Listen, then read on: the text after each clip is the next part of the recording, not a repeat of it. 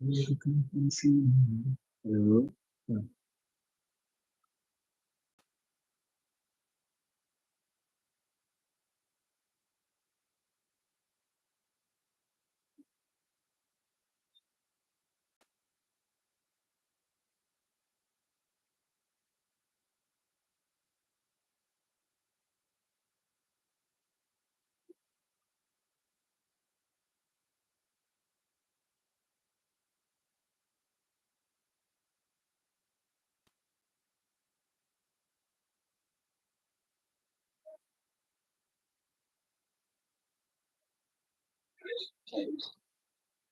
जी, नमस्कार सभी को।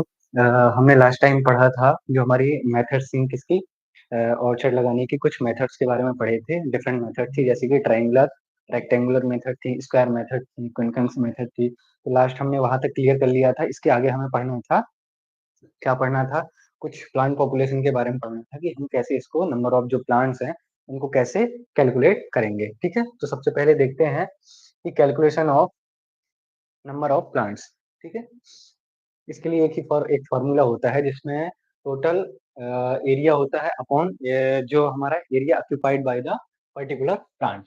तो एरिया की अगर बात करें तो टोटल हमारे पास कैसा होता है, जैसे कि टोटल एरिया की अगर हम बात करें तो मान के चलो 1 हेक्टेयर में अगर हम लगा रहे हैं तो 1 हेक्टेयर में कितने होते हैं, 10,000 meter square. 10,000 meter square normal हमारा कितना, ये होता है हमारा 1 हेक्टेयर।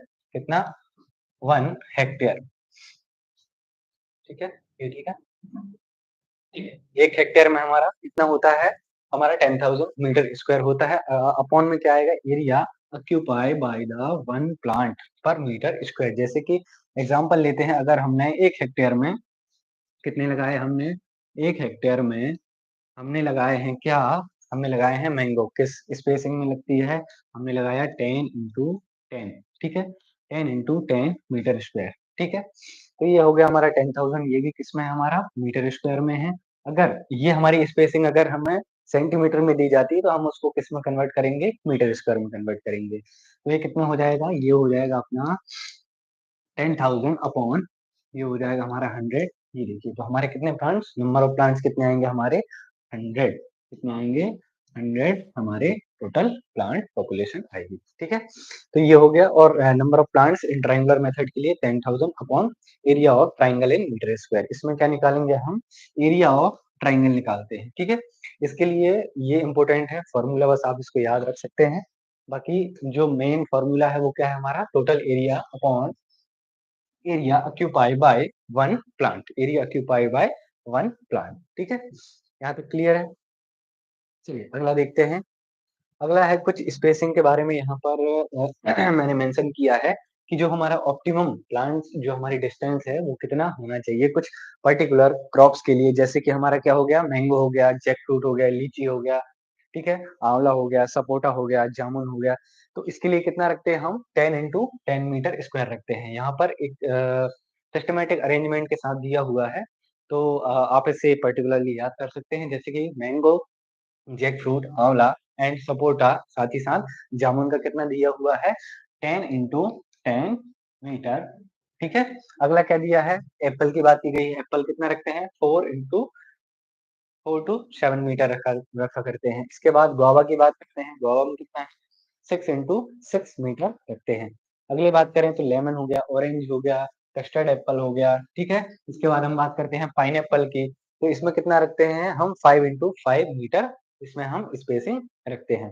इसके बाद पूछता है फालसा, ठीक है, पूसा जाइन वैरायटी ऑफ पपाया। पपाया की जो पूसा जाइन वैरायटी है उसके लिए कितना रखते हैं, वो रखते हैं हम 3 × 3 मीटर। अगला है, अगला पूछता है, ये बहुत इंपॉर्टेंट है, इसे आप क्या कर सकते हैं, स्टार मार्क कर सकते हैं। ये पूछा जाता है कि जो आम्रपाली वैरायटी है किसकी, मैंगो की, जो क्या है हाई डेंसिटी प्लांटिंग के लिए फेमस है। किसके लिए, हाई डेंसिटी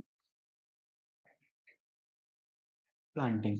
ठीक है, ये क्या है, हमारी हाई डेंसिटी प्लांटिंग के लिए क्या है, ये फेमस वैरायटी है, जिसका कितना रखते हैं हम, स्पेसिंग कितना रखते हैं, 2.5 × 2.5। ठीक है, यहाँ पर जितना भी डाटा दिया गया है, यहाँ पर जितने भी नोट्स दिए गए हैं बच्चों, तो ये एकदम सिस्टमेटिकली अरेंज है। आपको उतना सारा मतलब पूरा नहीं पढ़ना है। तो अगर आप इस शॉर्ट ट्रिक से अगर आप जाएँगे तो इसमें आपको आसानी से याद हो जाएगा, ठीक है? स्पेसिंग जनरली पूछता है और वो भी कुछ स्पेशल क्रॉप्स की या कुछ स्पेशल वैराइटीज़ की पूछता है, तो मैंने यहाँ पर जितने हो सकते थे मैंने लिख दिया है। बाकी और आपका असाइनमेंट है कि आप कुछ जो क्रॉप्स है, स्पेशल क्रॉप्स है जैसे कि ग्रेप्स हो गया, ऑरेंज हो गया, ठीक है? इन सभी की आप लिख सकते हैं, ठीक है? अगला देखते हैं हम 1.5 इंटू 1.5 किसकी है? ग्रेप्स की है और साथ ही साथ पूसा नन्ना किसकी वैरायटी है? पपाया की वैरायटी है और ये भी कैसी है? एक ड्वार्फ वैरायटी है। किस प्रकार की वैरायटी है? ये एक ड्वार्फ वैरायटी है, ठीक है? ये एक बोनी वैरायटी है, कैसी? बोनी, ठीक है? इसके लिए कितनी स्पेसिंग की ज़रूरत होती है? 1.5 इंटू 1.5, ठीक है? तो हमने कुछ स्पेसिंग के बारे में डिस्कस किया, जैसे कि मैंगो के बारे में हमने सबसे पहले पढ़ा 10 इंटू 10 मीटर कि इसमें स्पेसिंग होती है, साथ ही साथ एप्पल में पढ़ा 4 टू 7 मीटर होती है। इसके साथ ही साथ हमने किसके बारे में पढ़ा? गुआवा के बारे में पढ़ा, गुआवा में कितनी होती है? गुआवा में होती है 6 इंटू 6 मीटर। अगला पढ़ा फालसा के बारे में, इसके बाद हमने 2.5 into 2.5 Amrapali variety of mango. Mango में कौन-सी? आम्रपाली वैरायटी जो किस चीज़ के लिए फेमस है? वो है हाई डेंसिटी प्लांटिंग के लिए और साथ ही साथ किचन गार्डन के लिए भी ये फेमस है, ठीक है? अगला हमने पढ़ा ग्रेप्स के बारे में और साथ ही साथ पूसा नन्ना जो कि पपाया की एक ड्वार्फ वैरायटी है। कैसी वैरायटी है? ड्वार्फ वैरायटी है, ठीक है? यहाँ तक क्लियर है? यहाँ तक स्पेसिंग आई होप क्लियर हुआ होगा। चलिए आगे देखते हैं हम अगले देखते हैं हम ट्रेनिंग एंड कोडिंग के बारे में। सिंपल है पहले इसको जनरली समझते हैं ओरली, ठीक है? सबसे पहले हम बात करते हैं ट्रेनिंग, ठीक है? और दूसरा एक टर्म आता है प्रूनिंग, ठीक है? ट्रेनिंग को क्या बोला जाता है? सधाई बोला जाता है, ठीक है? प्रूनिंग को क्या बोला जाता है? काट-छाँट। इसको क्या बोलते हैं? काट हाँ, ठीक है।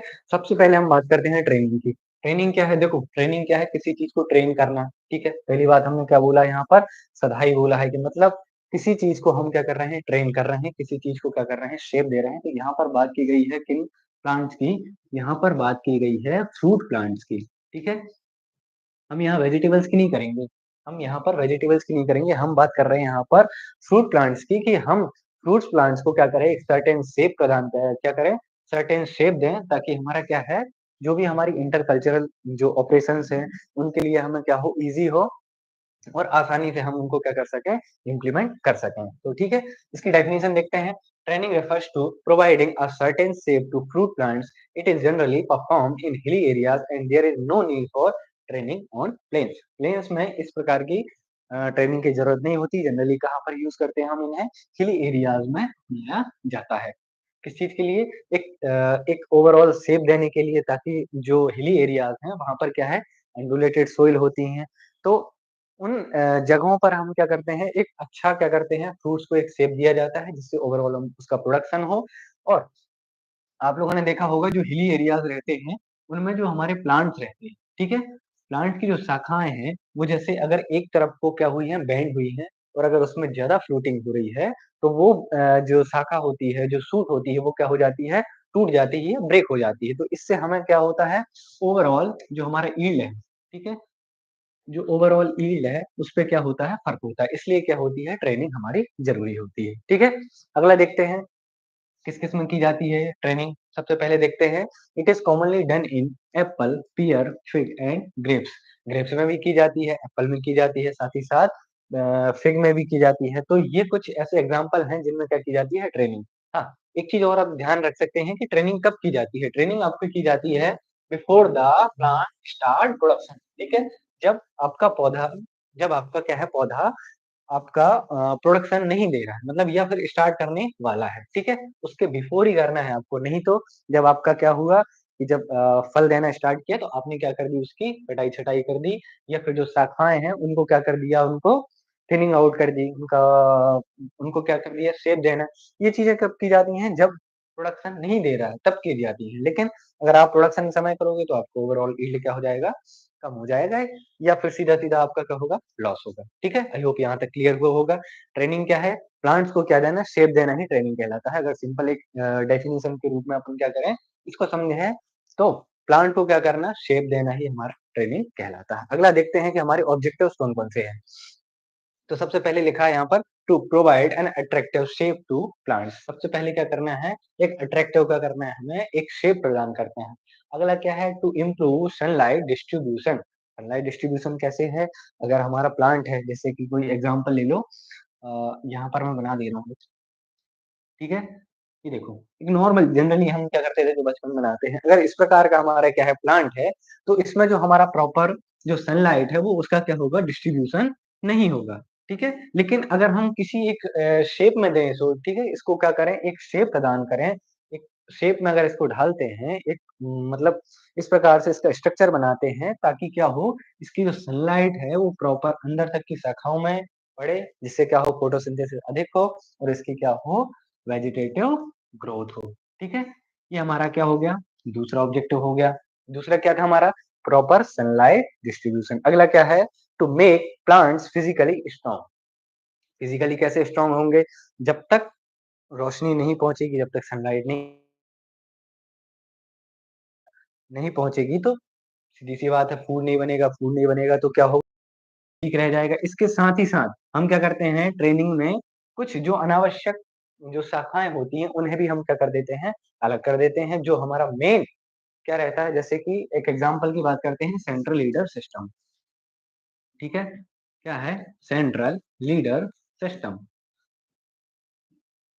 इसमें हम क्या करते हैं, सेंट्रल लीडर सिस्टम में कि हमारा जो मेन ट्रंक रहता है, मेन ट्रंक को क्या है, बढ़ने दिया जाता है और इसको एक पिरामिड शेप दिया जाता है। कैसा दिया जाता है? पिरामिड शेप दिया जाता है।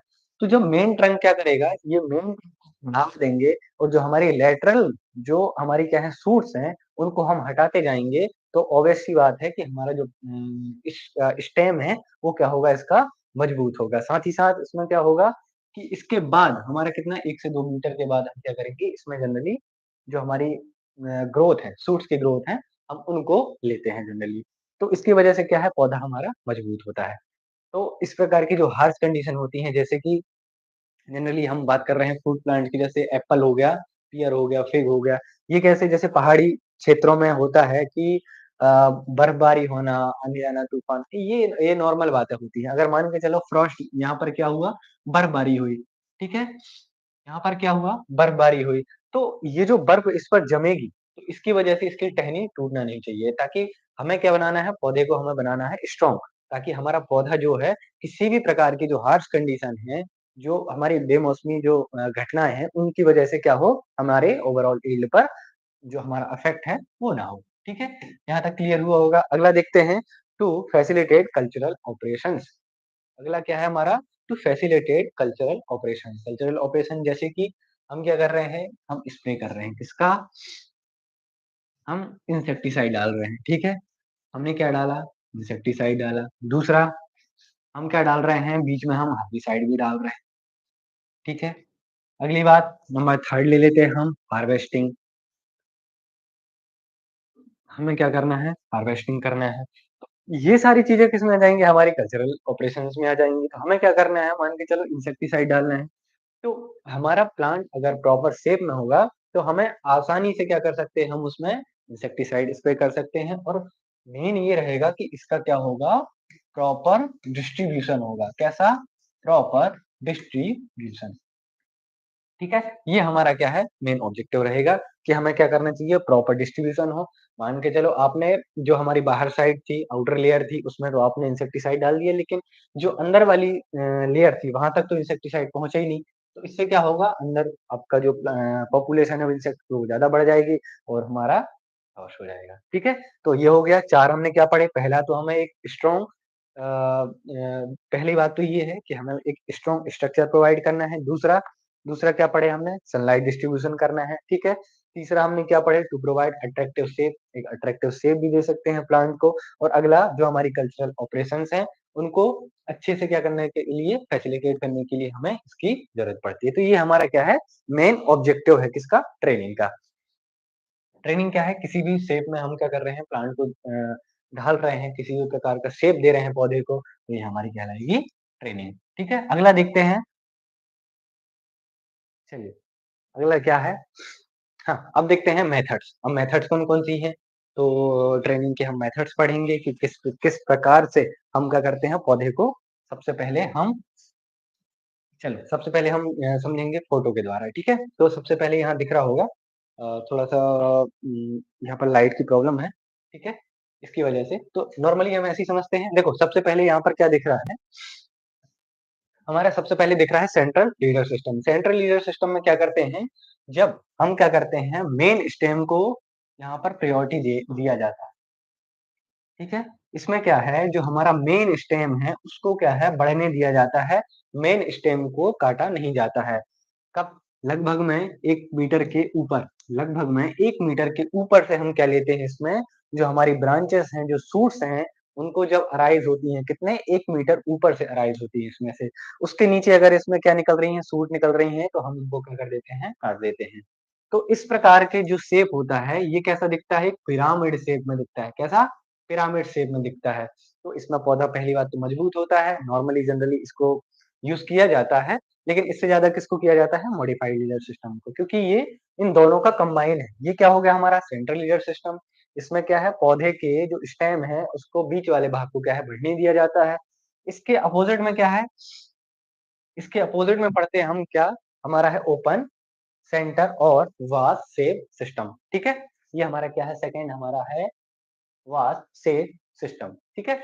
अगला देखते हैं, इसमें क्या किया जाता है जो मेन स्टेम रहता है, क्या मेन स्टेम रहता है उसे हम काट देते हैं और उसके जहाँ से हम क्या करते हैं इसको काटा जाता है, वहाँ से ही हम जो हमारी ब्रांचेस हैं उनको क्या करते हैं राइज़ करते हैं, ठीक है? ब्रांचेस को लिया जाता है, ठीक है? चलिए।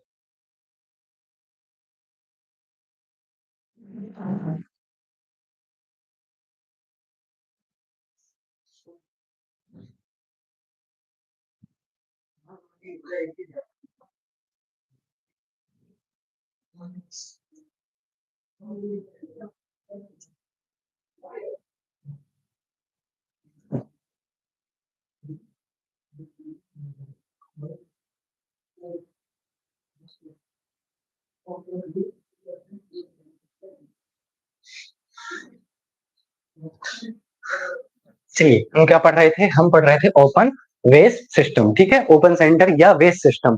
तो इसमें क्या करते हैं जनरली हम जो हमारा मेन स्टेम है उसको कट करते हैं और जहाँ से हम इसको कट करते हैं, वहीं से हम क्या करते हैं जो शूट्स हैं उनका अराइज़ करते हैं, वहाँ से शूट को क्या करते हैं ग्रो होने देते हैं।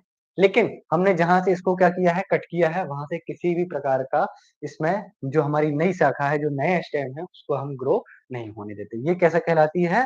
Open centre system. या जैसे एक कलश देखा होगा आपने, कलश में क्या होता है जनरली, ये इस प्रकार से आपका क्या है, ये मान के चलो आपका कलश हुआ, ये ऐसी क्या है हमारी पत्तियाँ रहती हैं, ये, ठीक है? ये हम क्या करते हैं जो आम की पत्तियाँ लगाते हैं, तो ये कैसा हो गया और एक बीच में क्या है हमने नारियल रख दिया, तो ये नारियल क्या है हमने यहाँ पर इसको क्या है काट दिया। ऐसे कुछ स्ट्रक्चर अलग दिख रहा है ये इस प्रकार का ये हमारा क्या होता है कलश होता है। तो ये ओपन वेस्ट सिस्टम होता है। इसमें क्या किया जाता है, इसमें स्टेम को कट कर दिया जाता है और इसमें स्टेम को ग्रो होने दिया जाता है। लेकिन हम पढ़ते हैं मॉडिफाइड लीनियर सिस्टम इन दोनों के बीच का। इन दोनों के बीच का क्या है कि सबसे पहले हम इसको अपनाएँगे, उसके बाद हम ओपन सेंटर सिस्टम को अपनाएँगे, ठीक है? चलिए पहले इसकी थ्योरी देखते हैं, फिर आगे हम इसको पढ़ेंगे। चलिए। देखो, सबसे पहले हम क्या पढ़ रहे थे? Central leader system. इसमें क्या होता है? देखो, सिंपल है, the main trunk is allowed to grow vertically. मैंने क्या बोला कि हमारा जो स्टेम है, क्या है? स्टेम, हमारा क्या है जो स्टेम है उसको क्या है सीधा वर्टिकली बढ़ने दिया जाता है। सीधा क्या किया जाता है? वर्टिकली बढ़ने दिया जाता है। इसके बाद हमने क्या पढ़ा? The first branch point arise in 1 meter above the ground, ठीक है? मैंने क्या बोला कि जो हमारे ग्राउंड है उसके 1 मीटर ऊपर से हम क्या करते हैं इसमें ब्रांचेस ली जाती हैं। कितने? 1 मीटर। मैंने बोला कि 1 मीटर ऊपर से हम क्या करेंगे इसमें ब्रांचेस लेंगे। उसके नीचे हम अगर आ रही हैं, क्या है ब्रांचेस निकल रही हैं, तो उनको हम क्या कर देंगे? कट कर देंगे। तो ये हमारी क्या हो गई? Central leader system. यही डेफिनिशन है कि मेन ट्रंक को जब बढ़ने दिया जाता है और जो हमारी लेटरल जो इसके नीचे वाली जो ब्रांचेस रहती हैं 1 मीटर नीचे की, उन्हें हम क्या करते हैं? कट करते हैं। और जो हमारी 1 मीटर के ऊपर वाली जो ब्रांचेस हैं, उन्हें हम क्या करते हैं? ग्रो होने देते हैं, ठीक है? तो यहाँ तक क्लियर हुआ होगा, ठीक है? अगला देखते हैं आफ्टर द हेड, यहाँ देखो, ये क्या लिखा है? च after the head side branches arise at 0.5 meter intervals. अगली जो हमारी ब्रांच निकलेंगी, हमारी फर्स्ट ब्रांच हमने क्या बोला कि 1 मीटर, इसके बाद जो अगली ब्रांच निकलेगी वो 0.5 मीटर के इंटरवल में निकलेंगी, तो ये कहलाएगी हमारी सेंट्रल लीडर सिस्टम। क्या कहलाएगी? सेंट्रल लीडर सिस्टम, अग्र प्ररोह प्रणाली। हिंदी में क्या कहा जाता है इसे? अग्र प्ररोह प्रणाली। ठीक है, हमारी अग्र प्ररोह प्रणाली। ठीक है, ये हो गया हमारा क्या? अग्र प्ररोह प्रणाली। ठीक है, इसके बाद देखते हैं, इसके बाद है the tree train by this system has pyramidical shape. यही पूछा जाता है एग्जाम में, यहाँ पर आप इसमें स्टार मार्क कर सकते हैं। ये क्या पूछा जाता है कि जो हमारी सेंट्रल लीडर सिस्टम है उसमें क्या किया जाता है, जो इसका साइज दिखता है वो कैसा दिखता है? एक पिरामिड की तरह दिखता है। कैसा? पिरामिड कैसा रहता है? कुछ इस प्रकार से। कैसा रहता है? ट्रायंगल शेप में दिखता है ये कुछ इस प्रकार से। ठीक है, ये तो हमारा पौधा भी कुछ इसी प्रकार से दिखता है। कैसा? ट्रायंगल शेप में।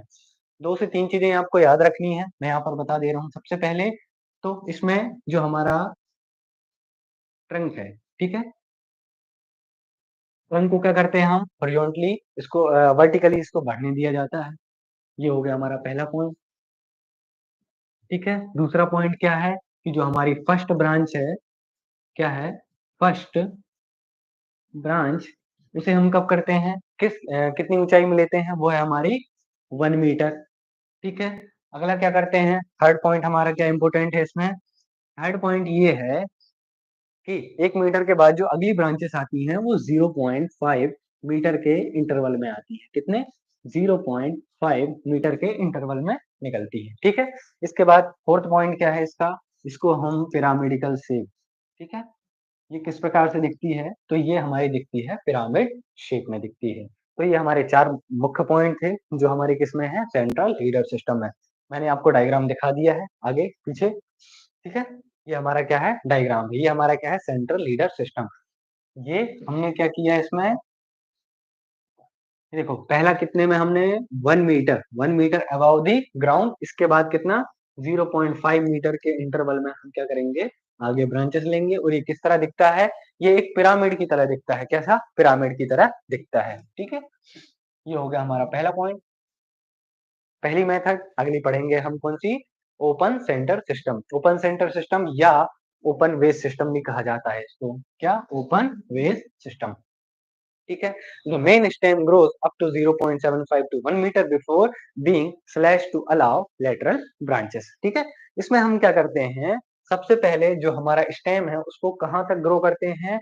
0.75 से लेके 1 मीटर तक उसको ग्रो होने दिया जाता है। कितना? 0.75। ये हमने क्या किया? 0.75 से लेके 1 मीटर तक ये ग्रो हो गया। ठीक है, यहाँ तक ग्रो हुआ। इसके बाद हम क्या कर देंगे? इसको कट कर देंगे इधर से, इसको यहाँ से कट कर देंगे। ठीक है, the lateral branches are slashed at 0.5 से लेके 0.75 मीटर्स। इसमें क्या करते हैं हम? जो ब्रांचेस रहती हैं लेटरल ब्रांचेस, उनको क्या करते हैं? स्लैश करते हैं 0.5 से लेके 0.75 मीटर्स तक। ठीक है, क्रिएट अ वेस। वेस मतलब या बोल। बोल मतलब जैसे आपने क्या देखा है? कटोरे की तरह देखा है। ठीक है, तो इसमें क्या दिखता है? कटोरे की तरह ये दिखता है, बोल शेप, या इसे वास सिस्टम भी कहा जाता है। वास सिस्टम। ठीक है, जब हमने इसको क्या कर दिया? इतने से कट कर दिया, तो अब ये इसके नीचे से हम क्या करेंगे? जो हमारी सारी की सारी ब्रांचेस हैं और लेटरल ब्रांचेस हैं, उनको क्या करेंगे? वो होने देंगे, ना कि हम ऊपर वाली। ठीक है, इसका डिसएडवांटेज ये रहता है कि सबसे पहले इसके डिसएडवांटेज के बारे में बात करेंगे। कौन सा है? सबसे पहले अगर बात करेंगे तो हाई स्पेसिंग लगेगी इसमें। क्या लगेगी? High spacing. ठीक है, और जो भी हमारे कल्चरल ऑपरेशंस है उसमें भी थोड़ी सी प्रॉब्लम हो सकती है। साथ ही साथ ये किस जगह पर, ये आप नोट कर लेना, इसमें लिखा नहीं है। ये जो फ्रॉस्ट एरियाज, ठीक है, फ्रॉस्ट प्रोन एरियाज हैं, ठीक है, फ्रॉस्ट प्रोन एरियाज हैं, वहां पर हम क्या करेंगे? इस मेथड को नहीं अपनाते हैं। क्यों नहीं अपनाते हैं? जैसा कि यहाँ पर एग्जाम्पल देखते हैं हम। एग्जाम्पल कहता है कुछ इसी प्रकार से दिखता है। ये देखो, सॉरी, ये क्या है हमारा? Open vase system. ये कुछ इस प्रकार से दिखता है, ठीक है? ये कुछ इस प्रकार से दिखता है। तो अब देखो जब अगर इसमें फ्रॉस्ट गिरेगा, ठीक है? यहाँ पर क्या होगा फ्रॉस्ट गिरेगा, जब यहाँ बर्फ जमेगी, तो ये कुछ इस प्रकार से अगर रहता है, तो ये क्या होगा टूट जाएँगी। इसकी सारी की सारी ब्रांचेस क्या हैं ब्रेक हो जाएँगी, जिससे हमें बहुत ज़्यादा क्या है यील्ड में लॉस होगा। तो ये जो फ्रॉस्ट प्रोन एरिया रहते हैं, जहाँ पर अधिकतर जो पाला पड़ता है या बर्फ गिरती है, वहाँ पर इसको नहीं अपनाया जाता। ये हो गई हमारी ओपन वे सिस्टम या ओपन सेंटर सिस्टम। सबसे पहले क्या करेंगे 0.75 से लेके 1 मीटर तक इसको क्या करेंगे स्लैश कर देंगे and allow lateral branches. Lateral branches को क्या करेंगे इसमें अलाउ कर देंगे। उसके डिसएडवांटेज क्या पड़ा कि फ्रॉस्ट प्रोन एरिया में इसे हम यूज़ नहीं करते हैं, ठीक है? तो ये हो गया डिसएडवांटेज, ठीक है? आई होप आपको क्लियर हुआ होगा। इसका डायग्राम मैंने पीछे दिखा दिया है। अगला देखते हैं मॉडिफाइड लीडर सिस्टम। ये हमारा थर्ड है मॉडिफाइड लीडर सिस्टम। इसमें क्या करते हैं कंबाइन करते हैं the central leader system and open centre system.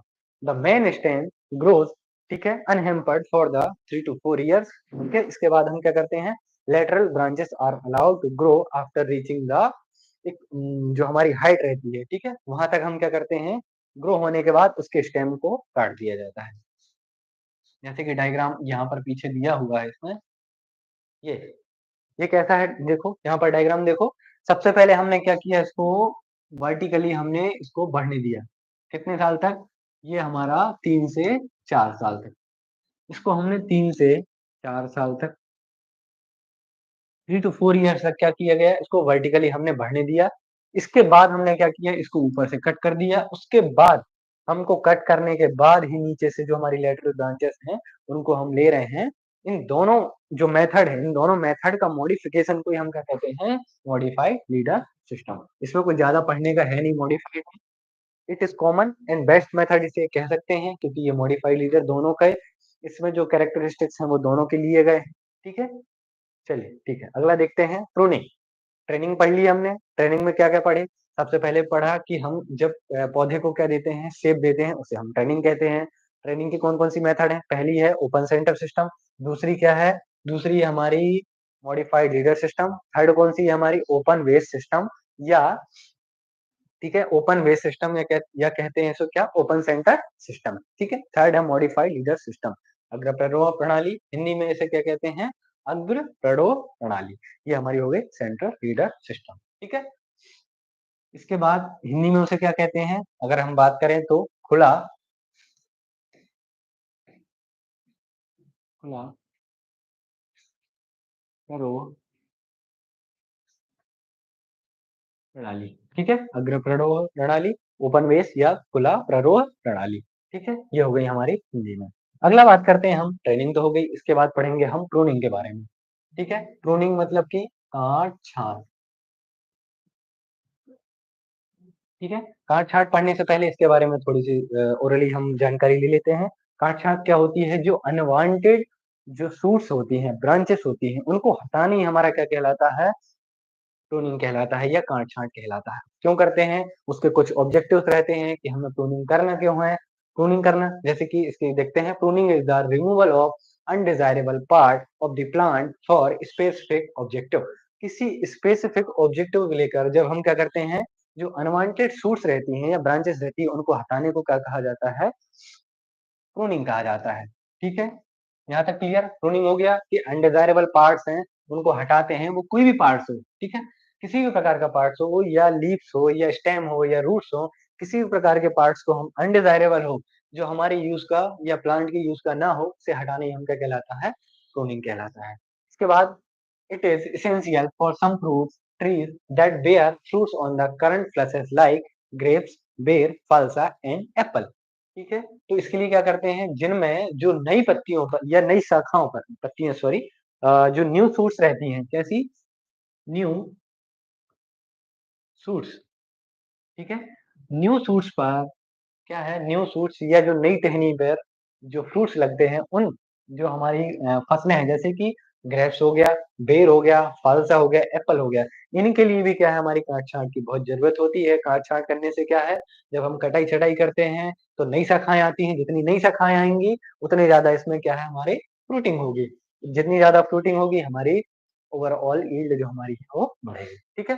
तो ये समझ में आ गया पहली बात तो कि प्रूनिंग क्यों करते हैं।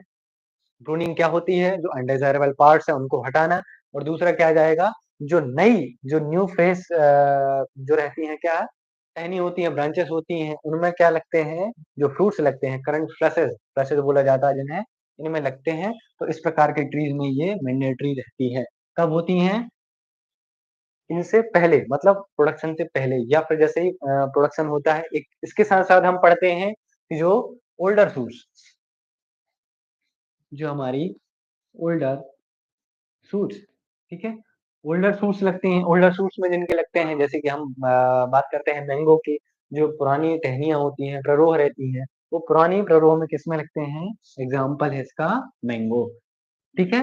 और जो न्यू फ्लेशेस हैं, उसकी बात करें तो कौन-कौन से हैं? ग्रेप्स हो गया, बेर हो गया, फाल्सा एंड एप्पल, जो हमारी 4 मेन क्रॉप पढ़े। अब पढ़ते हैं इसके बाद ऑब्जेक्टिव कौन-कौन से हैं। पहला ऑब्जेक्टिव क्या है? To provide an artificial rest to plant. Artificial rest कैसे? कि हमारा मान के चलो कोई एक प्लांट है, ठीक है? उसमें बहुत सारा क्या है, वजन आ गया है, जो अनवांटेड टहनियाँ हैं वो निकल चुकी हैं उससे, क्या है, जो काम की नहीं है, जिसमें फ्रूटिंग नहीं लग रही है, फिर भी वो क्या है, वो वजनदार हो गई हैं या सूख गई हैं। तो इस प्रकार से क्या है, आर्टिफिशियली रेस्ट प्रोवाइड करना। हम उसको कुछ ऐसा रेस्ट दे नहीं सकते कि उसमें कुछ स्टेकिंग वगैरह कर दें। स्टेकिंग ना करके हम क्या करेंगे, सीधा उसको हटा देंगे, जिससे क्या है, हमारा आर्टिफिशियल रेस्ट हो जाएगा, किसके लिए? प्लांट के लिए। अगला क्या है? To separate unproductive and infected parts, जैसे कि एग्जांपल मान के चलो, ये वाली हमारी क्या है, सूट्स है, इसमें क्या लग गया है, इसमें लग गया है, मान के चलो क्या बोला गया है यहाँ पर, कुछ डिजीज बात करते हैं इसमें कि डाउनी मिल्ड्यू लग गया है, किसमें? डाउनी मिल्ड्यू, ठीक है? डाउनी मिल्ड्यू लग गया है, या फिर एग्जांपल बात करते हैं इसमें डाईबैक लग गया है, डाईबैक लग गया है, जिसके जो हमारा क्या है, फिर से उसको ज़िंदा होने के कोई चांसेस नहीं है, या फिर से उसका ग्रीन होने का कोई चांस नहीं है, तो उसको क्या करेंगे हम, यहाँ से हटा देंगे। ये क्या कहलाएगी, हमारी छाँट कहलाएगी। तो इस प्रकार के कैसे जो अनप्रोडक्टिव है, जिसमें क्या है, कोई भी प्रकार का फ्रूट नहीं लग रहा है, तो उनको हम क्या कर देंगे, हटा देंगे, साथ ही इन्फेक्टेड पार्ट को